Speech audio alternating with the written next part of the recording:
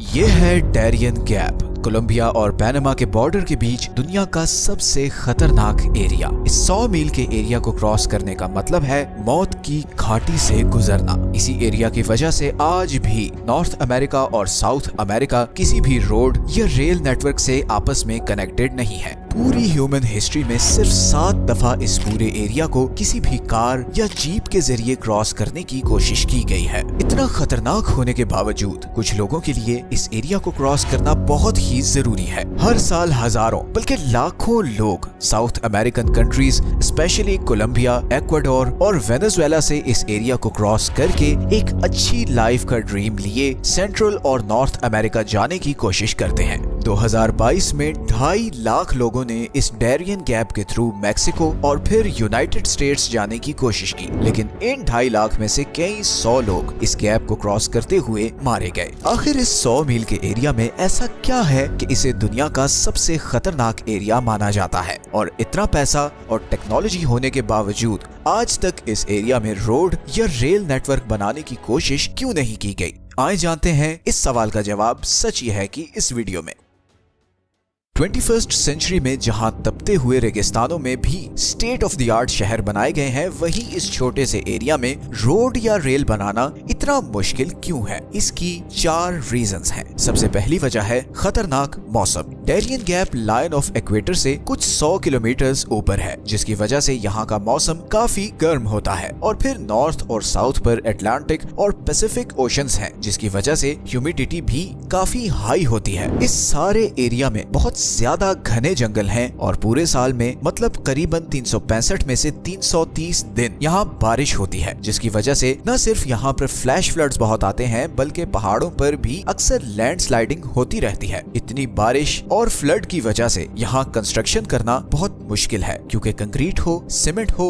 या एसफॉल्ट, इन सब को सूखने के लिए खुश्क और गर्म मौसम चाहिए। और अगर इस सब का तोड़ कर भी लिया जाए तो यहाँ पर दूसरी सबसे डेंजरस चीज है खतरनाक जानवर और कीड़े मकोड़े। हमारी पूरी जमीन में इतने जहरीले सांप, मकड़ियां और मच्छर कहीं नहीं पाए जाते जितने इस डैरियन गैप में हैं। और फिर क्योंकि इस सारे एरिया में दूर दूर तक कोई हॉस्पिटल, कोई घर, कुछ भी नहीं, तो अगर इनमें से कोई भी चीज आपको काट जाए तो आपका बचना ऑलमोस्ट इम्पॉसिबल है। इसीलिए यहाँ से गुजरने वाले ज्यादातर लोग मलेरिया, डेंगू, सांप के जहर या फिर दरिया में डूबकर मारे जाते हैं। लेकिन अब ऐसा भी नहीं कि अमेरिका और दूसरे कंट्रीज के लिए यहाँ पर रोड बनाना बिल्कुल ही इम्पॉसिबल है। हाँ, एक्सपेंसिव जरूर होगा, मुश्किल भी होगा, मगर इम्पॉसिबल नहीं है। तो फिर क्या वजह है कि यहाँ पर रोड या रेल बनाने की कोशिश ही नहीं की जाती? असल में कुछ कंट्रीज चाहते ही नहीं कि यहाँ पर कोई रोड या रेल नेटवर्क बने, खास तौर पर अमेरिका और पनामा।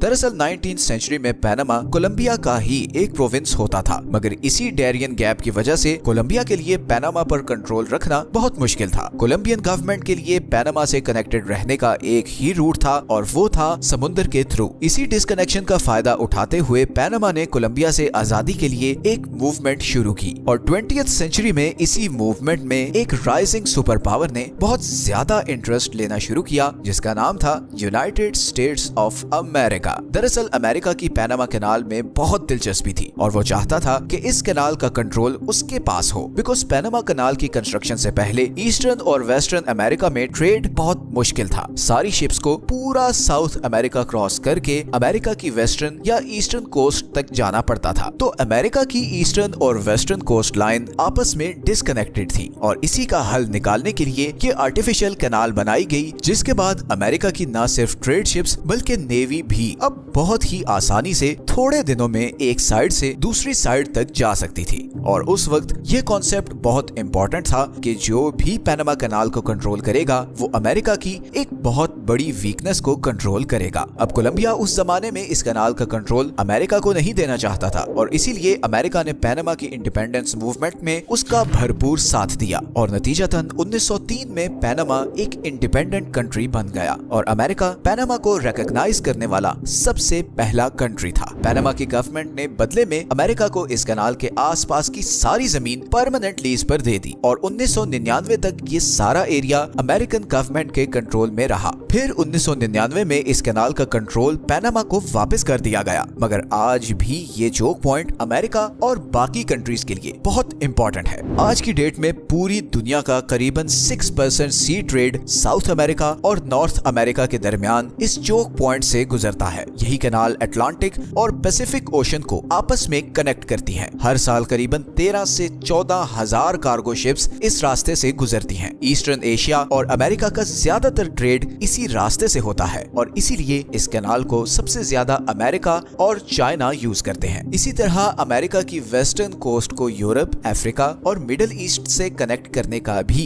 यही एक रास्ता है। अब अगर वापस डैरियन गैप पर आए तो ये कोलंबिया और पनामा के दरमियान है। वही कोलंबिया जो पिछले कई सालों से इंटरनल वायलेंस और इंस्टेबिलिटी का शिकार रहा है और जहां की ड्रग माफिया पूरे साउथ अमेरिका में मशहूर है। पूरी दुनिया में सबसे ज्यादा कोकेन कोलंबिया में बनती है और ये सब यहाँ से सेंट्रल और नॉर्थ अमेरिका स्मगल होती है। लेकिन इस डैरियन गैप की वजह से ये स्मगलिंग करना काफी मुश्किल होता है और स्मगलर्स को सी रूट लेना पड़ता है, जहाँ पर पनामा के कोस्ट गार्ड्स अक्सर इन स्मगलर्स को पकड़ लेते हैं। अब इस सिचुएशन में अगर यहाँ पर रोड या रेल नेटवर्क बनाया जाता है तो अमेरिका को ये खदशा है कि कहीं कोलंबिया की ड्रग माफिया यहाँ से पनामा में पहुंचकर पनामा कैनाल को डैमेज न कर दे। और सिर्फ यही नहीं बल्कि उनको फिर यहाँ से मैक्सिको और अमेरिका तक ड्रग्स पहुँचाना भी बहुत आसान हो जाएगा। इसीलिए अगर पनामा और कोलंबिया की गवर्नमेंट यहाँ पर कोई रेल रोड नेटवर्क बनाने का एग्रीमेंट कर भी लें तो अमेरिका यहाँ पर किसी भी तरह की डेवलपमेंट नहीं होने देगा।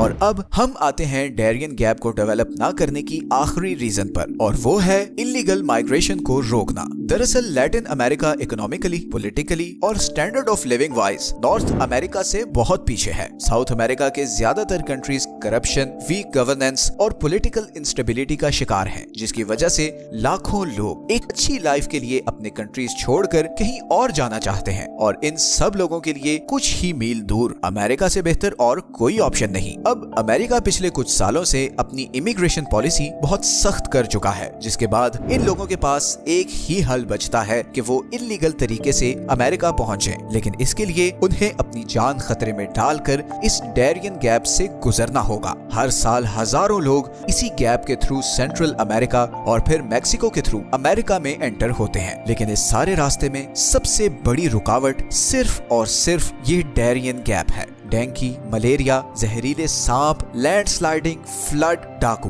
10 दिन के इस सफर में आपको इन सब चीजों से गुजरना पड़ता है और बदकिस्मती की बात यह है कि इतने खतरनाक रास्ते के बावजूद हर साल इस गैप को क्रॉस करने वालों के नंबर्स में मुसलसल इजाफा होता जा रहा है। गरीबी और भूख से तंग लोगों के पास और कोई चॉइस बचती ही नहीं। कितने ही लोग इस सफर में मारे जाते हैं और जो बच भी जाते हैं उनमें से ज्यादातर साइकोलॉजिकली डैमेज हो चुके होते हैं। भूख भी इंसान से क्या क्या करवा देती है। इन्हीं गरीब लोगों को अमेरिका तक पहुंचने से रोकने के लिए इस डैरियन गैप में कोई रेल रोड नेटवर्क नहीं बनाया जाता और शायद आगे आने वाले कई सालों में ऐसा ही रहेगा। साउथ अमेरिका और नॉर्थ अमेरिका में इतना डिफरेंस क्यों है? जहां एक दुनिया की नंबर 1 इकोनॉमी है, वहीं बाकी कंट्रीज गरीबी और भूख के दलदल में क्यों धंसे हुए हैं? इस टॉपिक पर हम बहुत जल्द एक वीडियो बनाएंगे। ये हैं वो सारे सोर्सेज जहां से हमने इस वीडियो के लिए कंसल्ट किया है। वीडियो अच्छी लगी है तो चैनल को जरूर सब्सक्राइब कर लें, बिकॉज आपके लिए तो शायद ये छोटी सी चीज हो मगर हमें इससे बहुत मोटिवेशन मिलती है। मिलते हैं नेक्स्ट वीडियो में एक और इंटरेस्टिंग टॉपिक के साथ। अपना ख्याल रखें। अल्लाह हाफिज।